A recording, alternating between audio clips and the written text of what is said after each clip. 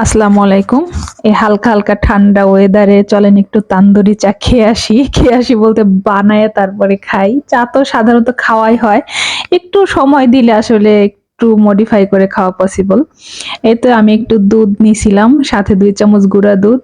এর মধ্যে দিয়ে দিব হচ্ছে এলাচ আর দারচিনি আর তেজপাতা। এটা দিয়ে দুধটাকে আরকি যেমন ফোটানো লাগে চায়ের জন্য একটু জাল দিয়ে ঘন করে নিতে হবে। দেন আমি আরেকটা পাতিল নিয়ে তার মধ্যে ২ মগ চা ছিল, তার জন্য হচ্ছে আমার ৪ চামচ চিনি লাগছে, যে যেমন মিষ্টি খান। চিনিটাকে হালকা, এই সময় জালটা অবশ্যই খুব সাবধানে কমায় রাখতে হবে, না হলে পুরো একদম তিতা হয়ে যাবে।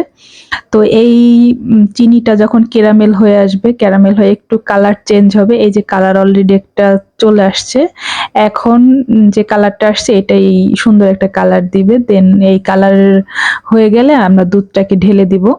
ঢেলে দেওয়ার পরে আবার কিছুক্ষণ জাল করতে হবে। কিছুক্ষণ জাল করার পরে এতে নেড়ে নেড়ে দিচ্ছি, কারণ ক্যারামেলটা হয় কি পাতিলে হালকা লেগে থাকে, এভাবে নেড়ে নেড়ে একটু দিতে হয় যাতে সুন্দর করে দুধের সাথে মিশে যায়। তারপরে আমি এই পর্যায়ে দিয়ে দিচ্ছি ২ চা চামচ হচ্ছে চা পাতা।